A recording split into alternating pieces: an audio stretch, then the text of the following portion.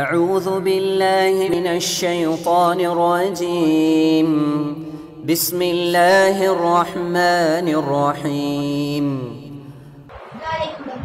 الإسلام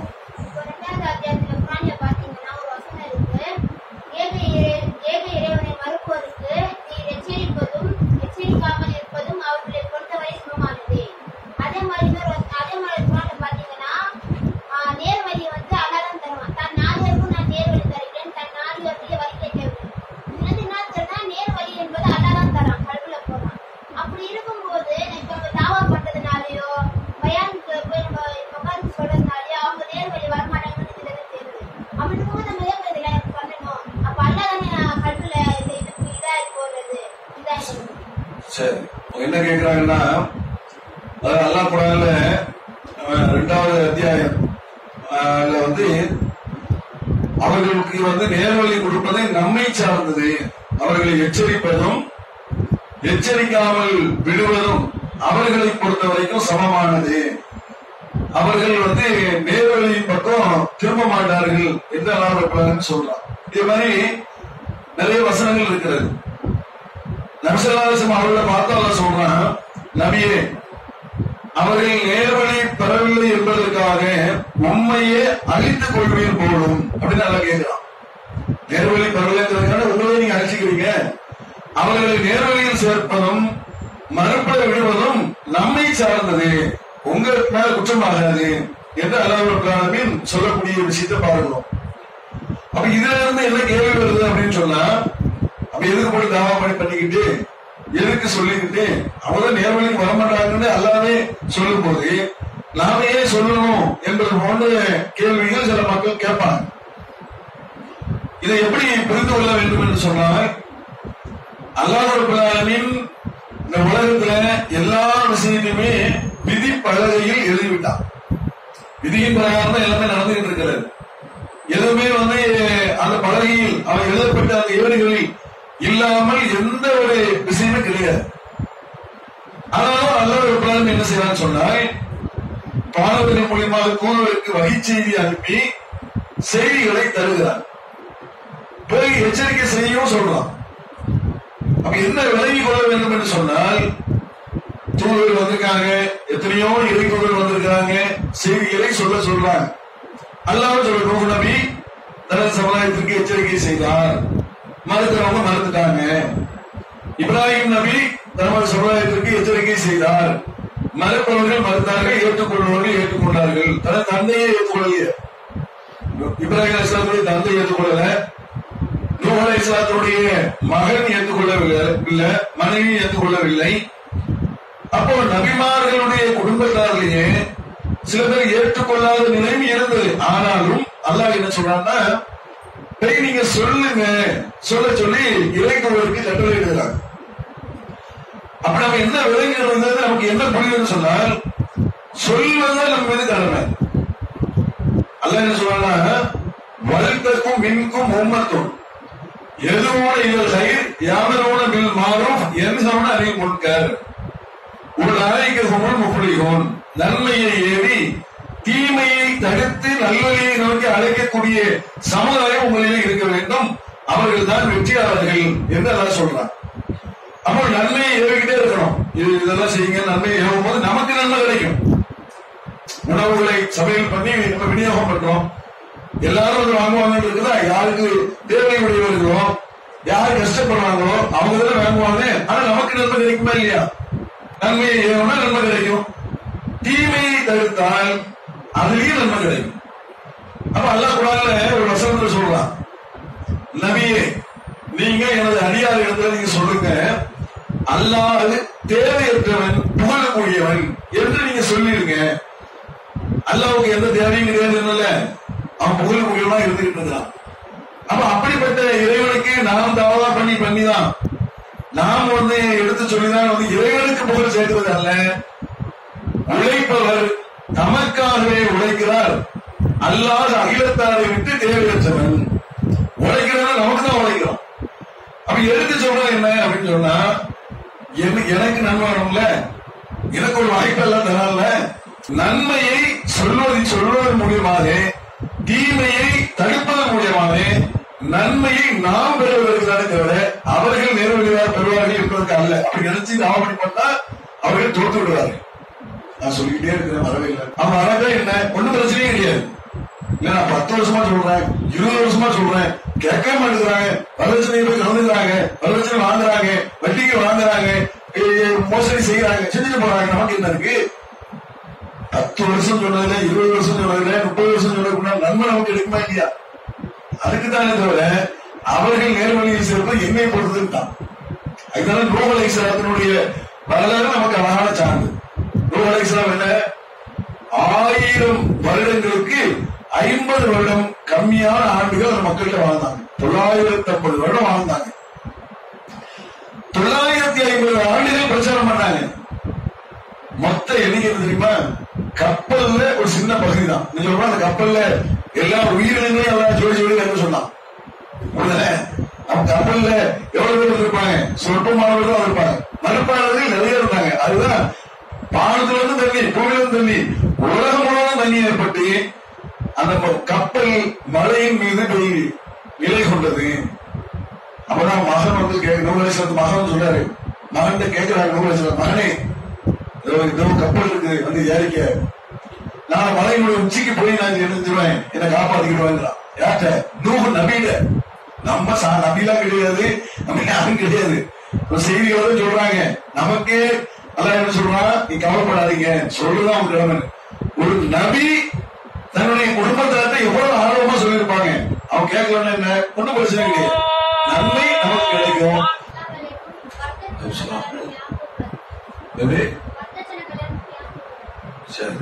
வரதட்சணை திருமணங்கள்ல ஏன் கலந்து கொள்ளக்கூடாது அப்படிங்கிற ஒரு கேள்வி கேட்டிருக்கிறாங்க. ஏன்னா இப்ப நம்ம தௌஹீத் பிரச்சாரம் ஆரம்பிச்ச பிறகு வரதட்சணை திருமணத்துக்கு எங்களை கூப்பிடாதீங்கன்னு சொல்லி இந்த மாதிரி ஸ்டிக்கர் ஒட்டுற மாதிரி நம்ம வீட்டுக்கு முன்னாடி ஒட்டி வச்சுட்டோம். நிறைய இடங்கள்ல அப்படி ஒட்டி வச்சிருக்கோம். ஏன் போகக்கூடாது, போனா என்ன அப்படின்னு சொன்னா, நம்ம ஆரம்பத்துல சொன்ன மாதிரிதான், ஒரு தீமையை பார்த்தால் நம்ம தடுக்க வேண்டியதும் நம்ம மார்க்கத்தில் உள்ளதுதான். சொன்னாங்க தீமையை 3 விதங்களில் இங்கு தடுக்க வேண்டும். ஒன்று கரத்தால் தடுக்க வேண்டும், 2வது நாவினால் தடுக்க வேண்டும், 3வது மனதால் ஒதுங்கிக் கொள்ள வேண்டும். இதுதான் ஈமானுடைய கடைசி பகுதியும் தான். அதாவது மனசால ஒதுங்குறது இல்ல, நான் போக மாட்டேன்னு ஒதுங்குறோம்ல, இதான் ஈமானுடைய கடைசி பகுதி. போய் நம்ம வரதட்சணை திருமணத்தில் போய் கலந்து அந்த வரதட்சணையுடைய உணவையும் சாப்பிட்டு விட்டாங்கன்னு சொன்னா அப்படி எப்படி தடுக்க முடியும்? தடுக்கிறதுங்கிறது என்னது? வெறுத்துதான் தடுக்கணும். இப்ப வரதட்சணை வந்து தீமை விளைவிக்குமா இல்லையா? அல்லாஹ் என்ன சொல்றான்? பெண்களுக்கு மகர் கொடை கொடுங்கள். இஸ்லாம் வந்து உலகத்துக்கு என்ன சொல்றதுன்னா, பெண்களுக்கு மகர் கொடுத்து என்ன செய்யுங்க, திருமணம் பண்ணுங்க, அவங்களுக்கு ஆண்டால் கொடுக்கணும். தவிர வரதட்சணை வாங்கி வச்சக்கூடாது, திருமணம் முடிக்க கூடாது. வரதட்சணை எங்க வந்துச்சு? தட்சணைகள் இருந்தா வரதட்சணை வந்துச்சு. தட்சணை வைக்கணும்ல, சாமிக்கு அதுக்கு இதுக்கு தட்சணை வைக்கணுங்கிறாங்கல்ல, இந்த தட்சணையில் இருந்துதான் வரதட்சணை வந்துச்சு. பெண் வீட்டார்கள் பெண் வந்து கணவன் வீட்டை நோக்கி வரக்கூடிய அந்த வரவுனால தட்சணை கொடி. உன் பொண்ணை நான் காப்பாற்றுறல, நீ அதுக்கு காசு கொடு. உன் பொண்ணை காப்பாற்றுறோம்ல, அதுக்கு நகை கொடு. உன் பொண்ணை காப்பாற்றுறோம்ல, அதுக்கு கார் கொடு, பைக்கு கொடு, பங்களா கொடுன்னு சொல்லி அந்த பெண்ணை காப்பாற்றுவதற்காக காசு வாங்கிட்டு காப்பாற்றுறது திருமணமா? காசு வாங்கிட்டு திருமணம் பண்ணலாமாங்க? காசு கொடுக்க ஒரு ஆண் மகன் தான் ஒரு பெண்ணுக்கு மகன் கொடுக்க வேண்டும். அப்ப ஒரு பெண்ணு தான் வந்து எல்லாத்தையும் இழக்கிறா, அப்படிதானே? ஒரு பெண்ணு தான் வந்து தாயி, தகப்பன், அண்ணன், தம்பி, மாமா, மச்சா எல்லாம் சொந்த பந்தங்களா இருந்திருப்பாங்க, அக்கா தங்கச்சி எல்லாத்தையும் விட்டுட்டு கணவன் குடும்பத்தை நோக்கி என்ன செய்யறான்? ஹிஜ்ரத் செஞ்சு போற மாதிரி போயிருந்தான். மதுரையில உள்ளவங்க திருச்சியில கல்யாணம் பண்ணா, திருச்சியில உள்ளவங்க சென்னையில கல்யாணம் பண்ணா, சென்னையில உள்ளவங்க நெல்லையில கல்யாணம் பண்ணா, இங்க இருந்து அங்க போயிடுறாங்க. எல்லாத்தையும் விட்டு போறாங்க. இழப்பது யாரு?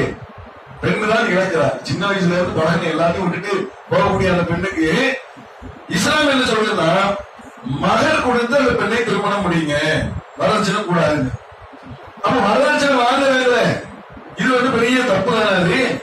அது மாத்திரமல்லாமல் வரதட்சணை வாங்குவதன் மூலியமாக பெண் குமரர்கள் தேங்குது. முதற்கன்னிகள் தேர்கிறாங்க. 34 வயசு 35 வயசுல திருமணம் முடிக்காத முதற்கன்னிகள் இருக்கிறாங்க நம்ம சமுதாயத்துல. தெரியுமா உங்களுக்கு? 35 வயசு ஆயிடுச்சு. அந்த பாத்திமா பெண்ணோட இன்னொரு பேர் படிச்சிருக்கோம். பாத்திமா கல்யாணம் பண்ணி அந்த புள்ளவரை பள்ளிக்கூடத்துக்கு போயிட்டு இருக்கோம். 8ஆம் கிளாஸ் படிச்சுட்டு இருக்கோம். இந்த பிள்ளைக்கு திருமணமே முடிச்சிருக்காரு. எப்படி இருக்கும் அந்த மன வேதனை? ஏன்? இதுக்கு என்ன காரணம்? வரதட்சணை தான் காரணம். வரதட்சணை வாங்குறதுனால அந்த பெண்ணுடைய வாழ்க்கை போடுறது யாரு? பணக்காரர்கள் அவன் எல்லாம் நிறைய போட்டு கல்யாணம் பண்ணி கொடுத்துருந்தான். அரை கிலோ 1 கிலோ கொடுத்து கல்யாணம் பண்ணிருந்தான். ஆனா கஷ்டப்பட்டவங்க என்ன பண்ணுவாங்க? கொடுக்க முடியல. அதனால முதல் கன்னியாகி சில இடங்கள்ல சில பெண்கள் தவறான நிலையில எல்லாம் ஓடி போயிட்டாங்கன்னு சொன்னா அப்போ கோவம் நம்ம ஆளுங்களுக்கு. எப்படி போகலாம் அப்படிமா? இவன் வரதட்சணை வாங்கி கல்யாணம் பண்ணிருப்பான். இவெல்லாம் வரதட்சணை வாங்காம கல்யாணம் பண்ணணும். சமுதாய பிள்ளைங்க இவ்வளவு பெரிய அநியாயம் நடக்குது. சமூகத்துல வசூல காட்டித்தராத ஒரு முறையில் வரதட்சணை என்ற ஒரு கொடுமை நடக்குது. அந்த கொடுமையை தடுப்பதற்காக முனையக்கூடிய இளைஞன் அதுக்கு முன் வர மாட்டேங்கிறான். கேட்டா எங்க அம்மா சொல்லிட்டாங்க, எங்க அப்பா சொல்லிட்டாங்க, அவங்க வேற நான் என்ன பண்ண முடியும்? வீட்டுல சொல்றான், அவங்க வேற நான் என்ன பண்ண முடியும்? அவங்க எவ்வளவு நன்மை சொல்ல அப்பெல்லாம் கேட்க மாட்டான். அப்பெல்லாம் எழுந்து நிற்பான். நான் அப்படிதான் இப்படிதான். இதுல மட்டும் பேசாம இருக்கக்கூடிய சூழ்நிலை பார்க்கிறோம். அதனால வரதட்சணை என்பது சமூகத்தில் அழிக்கப்பட வேண்டியது, ஒழிக்கப்பட வேண்டியது. அதனால ஏராளமான மரணங்கள் வருகிறது. உசலம்பட்டி, ஆண்டிப்பட்டி அந்த பகுதிகளெல்லாம் சின்ன பிள்ளைங்களுக்கு நெல்மணியை வாயில போட்டு கொலை செஞ்சாங்க. நெல்மணி தண்ணிய குழந்தைய முக்கி கொலை செஞ்சாங்க. தலைவனைய அமைக்கி கொலை செஞ்சாங்க. அப்ப யாரு? பொன்முறை பிள்ளைய. அப்ப எதுக்கு இந்த மாதிரி கொலைப்படுறீங்கன்னு சொல்லி பிபிசில போய் தாயிட்ட பெற்ற தாயிட்ட பேட்டி எடுக்கிறான். பேட்டி எடுக்கும் போது அவங்க சொல்றாங்க, இந்த பெண் பிள்ளையை கல்யாணம் பண்ணி கொடுத்து வரதட்சணை கொடுத்து அதுக்கு பிறகு தொடர்ச்சியாக என்ன செய்வான்? கேட்டுக்கிட்டே இருப்பான். உனக்கு ஒரு பண்டிகை வந்துடக்கூடாது, நான் மாடல் போட மாட்டேன்மா, என் தலைவரை நினைக்க மாட்டேன்மா, ஏன்னா தலைவரை நினைக்கிறேன் ஒரு மாடல் போடணுமா மறந்துடுவேன். இப்படி இருக்கிற ஒரு காரணத்தினால என்ன பண்ணிட்டாங்கன்னு சொன்னா, நான் சின்ன பிள்ளையே கொலை செஞ்சிட்டேன்னு சொன்னா சின்னதுல கருத்துலையா போயிடும் என்று பெற்ற தாயே சொல்லக்கூடிய ஒரு சூழ்நிலை பார்த்தோம். அப்ப அந்த பாவம் யாருக்கு வரும்? இந்த வரதட்சணை வாங்கக்கூடிய ஆளுக்கு தான் வருமா இல்லையா? யாரோ தப்பு செய்யறாங்கன்னு தெரியாது. நாம் செய்யக்கூடிய தப்பினால்தான் அவர்கள் கொலையாளராக மாறாங்க. நம்ம அந்த கொலையை நம்ம போய் செய்யல, நம்முடைய தப்பினால்தான் அவங்க செய்யறாங்க. அப்ப சமூகம் வரதட்சணைக்கு எதிராக வரதட்சணை வாங்கக்கூடிய எதுக்கு வாங்கணும்? பணம் கொடுத்துட்டா ஒண்ணு விலைக்கு வாங்கிட்டாங்கல்ல, அப்படிதானுங்க? பணம் கொடுத்துட்டா விலைக்கு வாங்கிட்டாங்கல்ல. அப்ப அந்த மாதிரி இஸ்லாம் இஸ்லாத்துக்கு மாற்றமாக வரதட்சணை வாங்குவார்கள். ஆனால் நம்ம வரதட்சணை திருமணத்துல கலந்து கொள்ளாமல் இருக்கும்போது வெட்கப்படுவாங்க. எல்லாரும் நினைச்சுவாங்க, ஒரு காலத்துல கூட வரதட்சணை தெரியுமா? இப்ப இல்ல. நீங்க இப்ப கேட்கறீங்கல்ல, இந்த கேள்வியில்தான் வரதட்சணை ஒழிக்கப்பட்டது. வரதட்சணை திருமணத்துக்கு வரமாட்டாங்க நேரடியே எவனும் வரமாட்டேங்கிறான். ஆஹா, வரதட்சணை வாங்கன்னு தெரிஞ்சிச்சு, யாரும் கல்யாணத்துக்கு வர மாட்டாங்கன்னு. அப்ப ஒரு காலத்துல என்னன்னா, வரதட்சணை வாங்கி பெரிய மண்டபம் வாங்குற காசு அப்படின்னு மண்டபம் செலவு பண்ணி அடுத்த நாள் சாப்பாடு வெளியிடாம இருப்பாங்க. பொண்ணு வச்சு காப்பாற்ற தெரியாது, வாங்கிடுவான். எல்லாத்தையும் 1 லட்சம் 2 லட்சம் வாங்கி மண்டபத்தை செலவு பண்ணி ஊருக்கெல்லாம் சாப்பாடு போட்டு எல்லாத்தையும் காலியாகிட்டு அடுத்த நாள் ஓட்டாண்டி வந்து நிற்பான். கல்யாணம் பண்ண பிள்ளைக்கு சாப்பாடு கூட வழி இல்லாதவனா நிற்பான். ஏன்? அதோடைய அருள் போச்சுல்ல வரதட்சணை வாங்கினதுனால. அப்ப அந்த மாதிரியாக இப்ப நம்ம ஒழிச்சிருக்கிறோம். வரதட்சணை வாங்கி பூ ஃபுல்லா தலைக்கு ஃபுல்லா பூவை போட்டு மனுஷனை திருகமாக்கி அப்படி அனுப்பிச்சு விடுவான். எதுக்கு? என்ன வித்தியாசமா இல்ல? எதுக்கு ஃபுல்லா மூஞ்செல்லாம் போட்டு அவன் என்ன சொல்ற? குதிரை அன்னைக்கு வித்தியாசம், குதிரை ஏற்கக்கூடாது. அவன் பொறுத்து கொடுத்துருந்தான். மாப்பிள்ளையாரன் அவங்க மாப்பிள்ளைக்கு எவ்வளவு சந்தோஷமா இருக்கும், அவன் உழுதாலும் எவ்வளவு கேவலமா இருக்கும். இவன் என்ன இவ்வளவு ஏற்றி உட்கார வச்சு பொறுத்துன்னு உழுந்து கைகாலம் முடிச்சு திருமணமே விபத்துல ஆரம்பிக்குது. இதெல்லாம் ரசூலுல்லாஹ் காட்டி தராத வழிமுறை. இலகுவான முறையில் நபிகள் நாயகம் ஸல்லல்லாஹு அலைஹி வஸல்லம் அவர்கள் திருமணத்தை சொன்னாங்க. அந்த வரதட்சணையை ஒழிக்கப்பட வேண்டும் என்று சொன்னால் வரதட்சணை வாங்குபவர்கள் தனிமைப்படுத்தப்பட வேண்டும். அதுக்குதான் நம்ம கலந்து கொள்ள கூடாது என்று நம்ம சொல்றோம். அந்த தீமையை தடுப்பதற்கு ஒரு நல்ல ஒரு வாய்ப்பாக இருக்கும் என்பதை விளங்கிக் கொள்ள வேண்டும். இஸ்லாம்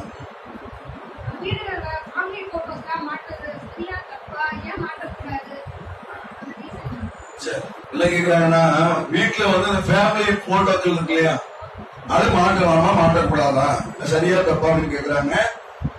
இஸ்லாத்தை பொறுத்த மட்டும் போட்டோக்களை வீட்டில் மாற்றுவதற்கு தடை இருக்கிறது. இந்த போட்டோக்கள் எல்லாம் எடுத்து வச்சுக்கிட்டு அதை வந்து வீட்டுல மாட்டி வைக்கிறத பன்மை காலமாக சில மக்கள் செஞ்சுட்டு வராங்க. சில வீடுகளில் போனீங்கன்னா வீடு முழுவதும் போட்டோவா இருக்கும். அப்போ அந்த காலத்துல இருந்து என்னென்ன உட்கார்ந்து எழுந்திரிச்சு போனது வந்து வீடு ஸ்டுடியோ போன மாதிரி இருக்கும், அப்படிலாம் இருக்கும். சில வீட்டுல 2-3 போட்டோ வச்சு கல்யாணத்துக்கு நேரத்தில் ஒரு போட்டோ எடுத்துருப்பாங்க, அதை மாலையோட சேர்த்து அதை வச்சிருக்கிறது, இந்த மாதிரி வச்சிருக்கிறாங்க. போட்டோக்களை வீட்டில் வைப்பதற்கு மார்க்கத்துல தடை இருக்கிறது. நபி ஸல்லல்லாஹு அலைஹி வஸல்லம் என்ன செய்றாங்கன்னா, உருவப்படம் உள்ள வீடுகளில் அருளை கொண்டு வரக்கூடிய மாணவர்கள் உள்ள வரமாட்டாங்க அப்படிங்கிறாங்க. ஒரு மனிதனுக்கு அருள் தேவை தானே, அல்லாஹ்வுடைய அருள் இல்லாம மனுஷன் வாழ முடியாது. செல்வத்துக்கு அல்லாஹ்வுடைய அருள் வேணும், நம்முடைய குடும்ப பிரச்சனைகளை எல்லாம் சரி செய்வதற்கு அல்லாஹ்வுடைய அருள் வேணும். அல்லாஹ்வுடைய அருள் இல்லாம ஒண்ணுமே நம்மளால நினைச்ச முடியாது, இயங்க முடியாது. அப்போ அல்லாஹ் வந்து குர்ஆன்ல சொல்லும்போது ஃபபிஐயி ஆலாஇ ரப்பிக்குமா துகத்திபான், அல்லாஹ்வுடைய அருள்கொடையில் எதனை நீங்கள் பொய்யனை கருதுகிறீர்கள் எல்லாம் கேட்கலாம். திரும்ப திரும்ப சொல்லிக்கிட்டே இருப்பான். அப்ப அல்லாஹ் வந்து என்ன செய்யறானா, மனித சமுதாயத்திற்கு ஏராளமான அருளை தருகிறார். அந்த அருளை கொண்டு வருவது யாருதான்? மாணவர்கள் தான்.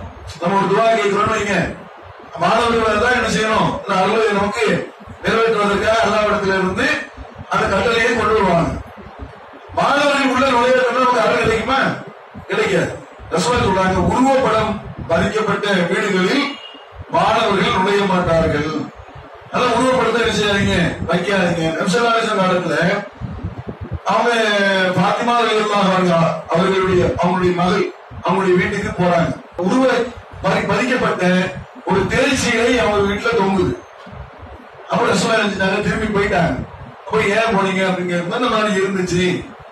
அப்ப மதிப்பற்ற நிலையில் அதை போட்டோம்னு சொன்னா அது பிரச்சனை கிடையாது. ஒரு உருவம் மதிப்பட்ட காலடியில் ஒரு முழு தகவல் பிரச்சனை இல்லை, நீச்சிட்டு போறோம், அது ஒன்றும் பிரச்சனை இல்லை. நீங்க போட்டோ வைக்கிறது மதிப்பா மதிப்பற்றதா, அது ஒரு மதிப்பை ஏற்படுது. சில இடங்கள் அதெல்லாம் கும்பிடுறாங்க. சில மக்கள் என்ன செய்றாங்கன்னா, போட்டோ வச்சு அதுக்கு ஊதுபத்தி வச்சு வாழைப்பழம் வச்சு நம்ம கூட வைக்கிறாங்க. என்னன்னா ஒரு குதிரை, அந்த காலத்து எங்க ஊர் பக்கத்துலாம் குதிரை வச்சிருப்பாங்க. இந்த பர்சன் அது ஒவ்வொரு இதுலயும் ஃபுல்லா வச்சிருப்பாங்க. மாணவர்கள் வந்து நிக்கிற மாதிரி நின்று தலை வந்து ஒரு குதிரைக்கு ஒரு வித்தியாசமான குதிரை அது வச்சு அடிச்சுவாங்க. ஆயுதம் குடிசி அந்த குதிரை இந்த மாதிரி சில இது தர்காவுடைய போட்டோ, யானை போட்டோ, இது எல்லாத்தையும் வச்சு விட்டுருப்பாங்க. அப்ப மாணவர்கள் வரமாட்டார்கள்னு நபி ஸல்லல்லாஹு அலைஹி வஸல்லம் சொல்லி இருக்கும் போது அந்த உருவம் உள்ள எந்த ஒரு பொருளையும் நம்ம நினைச்ச கூடாது, நாம வீட்டினுள் வைக்கக்கூடாது என்று நபி ஸல்லல்லாஹு அலைஹி வஸல்லம் அவர்கள் நமக்கு தடை செய்திருக்கிறாங்க. அதனால அது நல்லது கூட. அதுதான் வணக்கமே ஆரம்பிக்குது. இறைவனுக்கு இணை கற்பிக்கக்கூடிய காரியம் எதிர்த்து வருது, உருவத்தில் இருந்தாலும் வருது. அதுதான் இஸ்லாம் அந்த உருவ விஷயங்கள் எந்த அளவுக்கு நபி ஸல்லல்லாஹு அலைஹி வஸல்லம் அவர்களுக்கு உருவம் வரையல. உருவம் வரையலன்னு சொன்னா என்ன செஞ்சு கொண்டிருக்கிற எல்லாரும் வீட்டில் ரசூலுடைய போட்டோ இருக்கும். சியாக்கள் வீட்டுல சியாவுடைய குருமார்களுடைய போட்டோக்கள் வச்சிருக்கிற மாதிரி எல்லா இறை நம்பிக்கையாளருடைய வீட்டிலையும் ரசூலுடைய போட்டோ வச்சு விட்டுருவாங்க. அதனால வந்து இந்த வரைந்து அதை வந்து முக்கியத்துவப்படுத்தி வைப்பது என்பது மார்க்கத்தில் கிடையாது. அதை செய்வதனால் இறைவனுடைய அருள் நமக்கு கிடைக்காது என்பதை நம்ம விளங்கிக் கொள்ள வேண்டும். ஒரு முஸ்லீம் வந்து கேட்கக்கூடிய அந்த அநீதிக்கப்பட்ட நிலையில கேட்கக்கூடிய பிரார்த்தனை மட்டும்தான் அல்லாஹ் அங்கீகரிப்பானா, அல்லது ஒரு இந்துவோ அல்லது கிறிஸ்தவரோ ஏமாற்றப்பட்டு அவருடைய கடவுள்கிட்ட அவர் வந்து தன்னுடைய கோரிக்கை வைக்கிறார் ஏமாற்றப்பட்டதுன்னு சொல்லி வைக்கும் போது அவர் இணையமைப்பாளராக இருந்தாலும் அநீதி இழைக்கப்பட்ட அந்த இடத்துல இருக்கிறதுனால அவரோட பிரார்த்தனையும் வந்து அல்லாஹ் தஆலா வந்து சமமா வந்து இந்த உலகத்திலே வந்து நிறைவேற்றுவாங்க. அதாவது அநீதி இழைக்கப்பட்டவருடைய பிரார்த்தனைக்கும் அல்லாஹ்வுக்கும் மத்தியில திரை கிடையாது.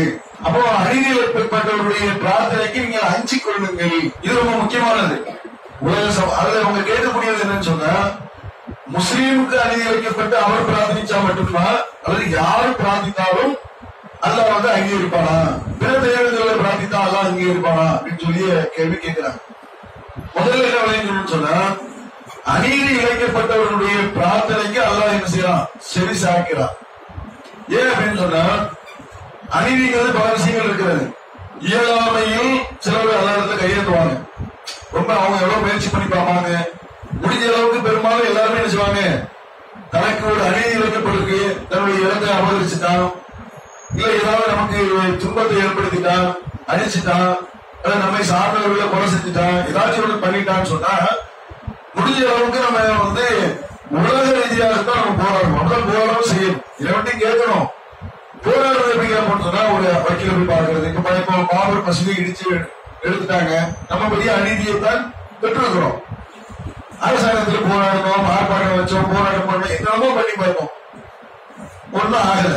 இப்ப நம்ம அநீதி இழைக்கப்பட்டவர்களா ஆகிட்டோம். இப்ப நம்ம அந்த அல்லாஹ்விடத்துல கையேந்தலாம். எப்படி கையேந்தலாம்? இறைவா இதை நீயே பாத்துக்க. நம்ம போராட வேண்டியதான் போராடி பார்த்துட்டோம், முடியல, நீங்களாச்சு அது அநியாயக்காரர்களாச்சு அப்படின்னு சொல்லி இறைவனிடத்துல கையேந்துதல் என்பது இருக்கதான் செய்யுது. என்ன அப்படின்னு சொன்னா, முஸ்லிம் ஒருவர் இறைவனை நம்புகிறார், அவர் அநீதி இழைக்கப்பட்டு இறைவனிடத்தில் கேட்கும் போது இறைவன் அந்த பிரார்த்தனையை என்ன செய்யறான், அங்கீகரிக்கிறான். அப்படி நிறைய சம்பவங்களை நம்ம பார்க்கிறோம். முஸ்லீம் அல்லாதவர்கள் இறைவனிடத்தில் கையேன்றாங்க, அவங்களும் அநீதி இழைக்கப்படுவாங்க. அது முஸ்லீமாரும் இன்னைக்கு அநீதி இழைக்கப்படுவாங்க. பொதுவா அவங்களுக்குள்ளேயே அநீதி இழைக்கப்படுகிறார்கள் சொன்னா அவர்கள் இறைவனிடத்துல கேட்டால் இறைவன் அந்த வசனம் பொருந்துமானா அது பொருந்தும், எல்லாத்துக்கும் அது பொருந்தும். எப்படி பொருந்தும் அப்படின்னு சொன்னா, குர்ஆன்ல ஒரு வசனம் சொல்றான், அல்லாஹ் ஒருத்தன் கடல்ல பயணம் செஞ்சு போறான், கடல்ல போயிட்டு இருக்கான். கடல்ல போயிட்டு இருக்கும்போது அலைகள் அவனை பயங்கரமா ஆட்கொள்ளுது, பயங்கரமா பயப்படுறான். ஆஹா நம்ம இறந்துட்டோம்டா, செத்து போயிடுவோம் அப்படின்னு நினைக்கிறான். அப்ப அந்த இடத்துல உல தூய்மையோடு இறைவனை மட்டும் அவன் அழைக்கிறான். இறைவா, கடவுளே, அவனுக்கு அல்லாஹ் பேர் தெரியாது, கடவுளே நீ காப்பாத்து அப்படின்ட்டான். உடனே இறைவன் என்ன செய்யறான்னா, அவனை கடவுளை இருந்து காப்பாத்தி அந்த துன்பத்தில இருந்து நீக்கி, அல்லது கொரோனாவில இருந்து நீக்கி, அல்லது நிலநடுக்கத்துல இருந்து நீக்கி, அல்லது ஆக்சிடென்ட்ல இருந்து நீக்கி, இப்படி ஏதாச்சும் ஒரு ஆபத்து வர அப்படி ஆக்சிடென்ட் முதலமா இருக்கும், இறைவா அப்படிப்பான். இறைவன் காப்பாற்ற நீங்க அதுக்கப்புறம் என்ன செய்வானா இறைவப்பான். அது வேற விஷயம். அல்லது சொல்றான், கடலிலிருந்து காப்பாற்றப்பட்டு வெளியே வந்த பிறகு அவன் இறைவனுக்கு இணை கற்பிக்கக்கூடியவனாக மாறிவிடுகிறான். அவனுக்கு செய்த அந்த உதவியை நன்றி மறந்து விடுகிறான். அல்லாஹ் என்ன செய்யறான்னு சொன்னா, ஒரு நேரத்துல மிகப்பெரிய பாதிப்பு ஏற்படும் போது உல தூய்மையோடு இறைவனை அழைக்கிறான். அதான் அநீதி. இறைவனை அழைக்கவும் செய்யணும். அழைக்காமல் அநீதி இழைக்கப்பட்டது கிடையாது. அநீதி இழைக்கப்பட்டவருடைய பிரார்த்தனைக்கு அஞ்சு கொள்ளுங்கிறத எல்லாம் சொல்றான். பிரார்த்தனை என்ன? அழைக்கணும், இறைவனை அழைக்கணும். அப்போ எந்த மதத்தை சார்ந்தவர்களாக இருந்தாலும் சரி, அநீதி இழைச்சு சொல்லுவாங்க. சில நேரத்தில் பயங்கரமா சண்டை போட்டுட்டு இருப்பாங்க. சண்டை போட்டுட்டு இருக்கும்போது எல்லாம் பாடத்துல ஒருத்தர் பார்த்துட்டு தான் இருக்கிறாரு அப்படிமா. அந்த நேரத்துல மத்த இணை தெய்வங்கள்லாம் சொல்ல மாட்டான். என்ன சொல்லுவாங்கன்னா, எல்லாம் கடவுள் மேல ஒருத்தர் இருக்காருங்க, அவர் பாத்துட்டு இருக்காருங்க. ஆமா, அதுதான் இல்ல. அப்ப அவங்க யாரும் கூப்பிடுறான். அந்த நேரத்துல யாரும் கூப்பிடுறான், அதான் கூப்பிடுறான். அந்த நேரத்துல இறைவன் கூப்பிடுறான். அதுக்கு பிறகு மறந்து வர விஷயம். அப்ப துன்பம் ஏற்படும் போது, அநீதி இழைக்கப்படும் போது அவன் இறைவனாகிய என்னை அழைக்கும் போது, அதான் சொல்றான், பிரார்த்தனையில் என்னை அழைக்கும் போது அவனுடைய பிரார்த்தனைக்கு நான் பதில் சொல்றேன். நான் என்ன செய்வேன், அந்த அநீதி இழைக்கப்பட்டவனுக்கு உதவி செய்வேன். அது யாரா இருந்தாலும் சரி. ஆனா அநீதி இழைக்கப்பட்டவன் அவன் வேற இணை தேர்தலை அழைச்சானா அதுக்கு பேர் அழைப்பது கிடையாது.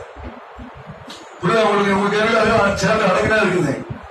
அவன் இணை தேர்தலை அழைக்கிறான், அநீதி இழைக்கப்பட்டிருக்கிறான், அவன் வேற தேர்தலை அழைக்கிறான் அப்படின்னு சொன்னா அது இறைவன் அந்த இறைவனை அழைச்சதாக வராது.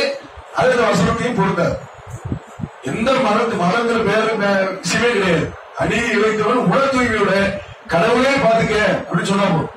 இறைவனே பாத்துக்க, அவன் அல்லான்னு சொல்லணும்னு அவசியம் கிடையாது. இறைவனே பாத்துக்க, என்ன படைச்சவனே பாத்துக்க, இந்த அநியாயத்தை பாத்துக்கிறது யார் சொன்னாலும் அந்த பிரார்த்தனையை இறைவன் அங்கீகரிப்பான் என்பதை அதை வைத்துக் கொள்ள வேண்டும். அந்த கல்யாணத்துக்கு கூட்டு போய் அவரை சாப்பிட விருப்பம்னால அவரை வெறுப்படுத்தி சாப்பிட வச்சா அந்த இடத்துல அவருக்கு பாவம் சேருமா? அதாவது அவங்க என்ன கேட்கிறாங்கன்னா, வரதட்சணை திருமணத்துக்கு ஒருத்தருக்கு விருப்பம் இல்லை, அவரை வலியுறுத்தி அவரை கூட்டிட்டு போய் சாப்பாடு கொடுத்துட்டாங்கன்னு சொன்னா அந்த பாவம் அவரை சாருமா? பாவம்னா அதனுடைய குற்றங்கள் அது அவரை சாருமா அப்படின்னு சொல்லி கேட்கிறாங்க. அதாவது பொதுவாக பொதுவா பாவமான காரியங்களில் ஈடுபடக்கூடியவர்களுக்கும் அதை பார்த்து கொண்டு வேடிக்கை பார்ப்பவர்களுக்கும் பாவம் ஏற்படும். அதான் குர்ஆன்ல ஒரு வசனத்துல சொல்லும் போது, அல்லாஹ்வுடைய வசனங்கள் கேலி கூத்தாக்கக்கூடிய சபையில் நீங்கள் அமராதீர்கள். அவ்வாறு நீங்கள் அமர்ந்தால் நீங்களும் அவர்களை போன்றவர்கள் அப்படிங்கிறார். அல்லாஹ்வுடைய வசனம் கேலி கூத்தாக்கப்படுது வைங்க, வரதட்சணை திருமணங்கிறது அல்லாஹ்வுடைய வசனத்தை கேலி செய்யறதுதானே. ஏன்னா அல்லாஹ் மகன் கொடுத்து திருமணம் முடிங்கன்னு வசனம் சொல்கிறது. ஆனா செயல் எப்படி இருக்குன்னா, பெண்ணிடத்துல வாங்கி திருமணம் செய்யறாங்க. கேட்டா ஒரு 101 ரூபாய் கொடுத்துட்டாரு. 101 ரூபாய் என்ன, அதாவது பிச்சைக்காரங்க பணத்தை எல்லாத்தையும் எடுத்து 1 ரூபாய் பிச்சை போடுற மாதிரி 101 ரூபாய் கொடுத்துட்டாரு, 201 ரூபாய் கொடுத்துட்டாரு அப்படின்னு சொல்லி அந்த நடைமுறை இருப்பதை நம்ம பார்க்க முடிகிறது. அப்ப ஒரு தீமையில பங்கேற்பவர்களுக்கும் அந்த தவறு இருக்கும் பட்சத்தில் சில பேர் அவர் விருப்பமே இல்லைங்க, எங்களை கூட்டிட்டு போய் என்ன செஞ்சாங்க, கொண்டு போய் உணவுகளை கொடுத்து விட்டாங்க, போயிட்டோம் அப்படின்னு சொன்னா, இதுல 2-3 விஷயம் பாருங்க. என்ன அப்படின்னு சொன்னா, நிர்பந்தமான சூழ்நிலைக்கு மட்டும் விதிவிலக்கு இருக்கு. ஒரு நிர்பந்த ஒரு நபர் நிர்பந்தத்தின் காரணமாக தவறாக போய்விட்டாலும் வைங்க, அவங்க மீது குற்றம் கிடையாது. நிர்பந்தம் ஏதாவது ஒரு பெரிய ஒரு நிர்பந்தமான ஒரு சூழ்நிலை இருந்துச்சுன்னு சொன்னா, அப்போ நிர்பந்தம் என்னங்கிற ஒரு முடிவு இருக்கு. ஒரு வாலிப வயதுக்கு நிர்பந்தமா, ஒரு பெரிய வயசுல உள்ளவங்களுக்கு நிர்பந்தமான்னு சொன்னா, இது யாரையும் எடுத்து நம்ம என்ன செய்ய முடியும், கேள்வி கேட்க முடியும். என்ன காரணம், என்ன விஷயம், நான் வர முடியாது. அப்ப எனக்கு இழுத்துட்டு போயிட்டாங்கன்னு சொல்றதுதான் எப்படின்னு சொன்னா, சின்ன பிள்ளைகள் தான் சரியா வரமே தவிர, வயதில் ஒரு பருவ வயதை அடைந்த ஒரு நல்ல நிலையில் இருக்கக்கூடியவர்களுக்கு அது ஒரு விஷயம். இயலாதவர்களா இருப்பாங்க சில பேர், இயலாத பெரிய ஆளா கூட சில பேர் இயலாதவர்களா இருப்பாங்க. இயலாதவராக இருந்தாங்கன்னு சொன்னா அவர்கள் மீதும் முடியவில்லை. ஏன்னா குடும்பத்துல ஏதாவது பிரச்சனைகள், அந்த மாதிரி வயசானவர்களா இருப்பாங்க, அவங்களை வச்சுதான் சூழ்நிலை இருக்கும்போது அவர்களை நிர்பந்திச்சுட்டாங்கன்னு சொன்னா, அவங்க நிர்பந்தம் ஒரு சூழ்நிலைக்கு வந்தார்கள் என்றார். அது அவங்க எடுக்கக்கூடிய முடிவு, நம்ம சொல்ல முடியாது. நம்ம பொதுவாக இதுதான் நிர்பந்தம் சொல்ல முடியாது. அதை முதல்ல கவனிச்சுக்கணும். நிர்பந்தங்கிறதுல அது சும்மா சொல்லிக்கிறதா தவிர, எழுத்து நீ ஃபைட் பண்ணமா, வரதட்சணையை கண்டிச்சோமா, வரதட்சணை வாங்குறதை தடுத்தோமா, மனசளவு எழுதுறது கூட நம்ம நிர்பந்தம்ங்கிற ஒரு நிலையில் வந்தால் அது தவறான ஒரு விஷயமாக இருக்கும். அது நிர்பந்தம்ங்கிறது ரசூலா சொன்னாங்க. அதாவது இப்போ அந்த சனிக்கிழமையில் வரம்பு மீறிய ஒரு சமுதாயத்தை பத்தி குர்ஆன்ல சொல்லப்பட்டிருக்கிறது. சனிக்கிழமை மீன் பிடிக்க கூடாது அப்படின்னு சொல்லப்பட்டிருக்கிறது. மீன் பிடிக்க போகக்கூடாது. யாருக்கு? முந்தைய யூத சமுதாயத்திற்கு, மூசா நபியினுடைய ஒரு கவுமுக்கு. அப்போ அவங்க என்ன சனிக்கிழமை மீன் பிடிக்க போனாங்க. ஒரு சமுதாயத்தவர்கள் பார்த்துக்கிட்டு பேசாம இருந்தாங்க, தடுக்கவே இல்லை. ஒரே ஒரு சமுதாயம் மட்டும்தான் தடுத்தாங்க. யார் மீன் பிடிக்க போனார்களோ அவர்களையும் அல்லாஹ் தண்டித்தான். யார் பார்த்து கொண்டு வேடிக்கை பார்த்து கொண்டிருந்தார்களோ அவர்களையும் தண்டித்தான் என்று சொல்லும் போது, இது எப்படின்னா வேடிக்கை பார்த்து நிர்பந்தத்தின் காரணமா நானுமே மீன் பிடிக்க போனேன் அப்படிங்கிற மாதிரி. நிர்பந்தத்தின் காரணமா நான் மீன் பிடிக்க போனேங்கன்னா என்ன ஆகும்? நிர்பந்தங்கிறது எப்படின்னு சொன்னா, மார்க்கத்துல ஒரு உயிர் வாழ முடியாத ஒரு பிரச்சனை, உயிர் போயிடும். அதுதான் நிர்பந்தத்துல கூட, நிர்பந்தமான ஒரு காலகட்டத்துல பன்றி கறி கூட ஹலாலாக மாறிவிடும். உயிரே போன நிலை இருக்குது, வேற எந்த ஒண்ணுமே இல்ல சாப்பிடுறதுக்கு, அப்ப ஹலாலாயிரும். அந்த நிலையா அப்படி கிடையாது. அதனால நம்ம தவிர்க்கணும். அதாவது எல்லா இடத்துல தௌபா, எல்லா இடத்துல பாவ மன்னிப்பு தரக்கூடியவர்களாக நம்ம இருந்து கொள்ள வேண்டும். இனி அது மாதிரியாக நம்ம நடக்கக்கூடாது என்ற ஒரு நிலையை நம்ம மனதில் எடுத்துக்கொண்டு துவா செய்யக்கூடிய ஒரு நிலையை நம்ம இருக்குன்னு சொன்னா, அல்லாஹ் அனைத்தையும் மன்னிக்கக்கூடியவன் தான். அல்லாஹ் சொல்ற, தனக்கு தானே அநீதி இழைத்துக் கொண்டு எனது அடியார்களே, அல்லாஹ்வுடைய அருளில் நீங்கள் நம்பிக்கை இழந்து விடாதீர்கள். அல்லாஹ் அனைத்து பாவங்களையும் மன்னிக்கக்கூடியவனாக இருக்கிறான். கண்டிப்பாக மன்னிப்பு மன்னிக்கணும் செய்வான். சரியா? அப்ப அல்லாஹ்வுடைய விஷயத்துல அல்லாஹ்வுடைய மன்னிப்பு கேட்டா அல்லாஹ் மன்னிச்சுவான். மனிதனுக்கு ஒரு தவறு செஞ்சுட்டு அல்லாஹ் போய் மன்னிப்பு கேட்டேன்னு சொன்னா அல்லாஹ்வுக்கு மனிதன் மன்னிக்காத வரைக்கும் அல்லாஹ் மன்னிக்க மாட்டான். ஒரு மனிதனுக்கு பரவாயில்ல, ஒரு சொத்தை பிடிக்கிட்டோம், யாரெல்லாம் நான் சொத்தை பிடிக்கிறேன் மன்னிச்சிருக்கோம்னா நீ குடு முதல்ல தவறு செய்யணும். அப்ப மனிதனுக்கு தவறு செய்து விட்டு அல்லாஹ் பிரார்த்தனை செய்வதும் உண்டு. ஆனா திரும்பி அதை திரும்ப கொடுத்துடணும், அப்ப எல்லாம் மன்னிப்பான். ஆனா அல்லாஹ்வுக்கு செய்ய வேண்டிய விஷயங்கள்ல ஏதேனும் நாம தவறு செய்து விட்டால் அது சமூகத்துக்கு தீங்கி அளிக்கக்கூடிய காரியங்களை போய் நம்ம கலந்து கொண்டு அது அல்லாஹ் நமக்கு வலியுறுத்திய ஒரு விஷயம். அல்லாஹ்வுடைய வசனங்கள் கேள்வி கொண்டாடக்கூடிய சபையில அப்படிப்பட்ட சபையில் நம்ம கலந்து கொண்டால் அல்லாஹ்விடத்துல மன்னிப்பு தேடி இறைவா நான் இனிமேல் அது மாதிரியாக நடந்து கொள்ள மாட்டேன் என்று இறைவனிடத்தில் பிரார்த்தனை செய்யும் போது அல்லாஹ் மன்னிக்கக்கூடியவராக அவர்கள் காண்பார்கள்.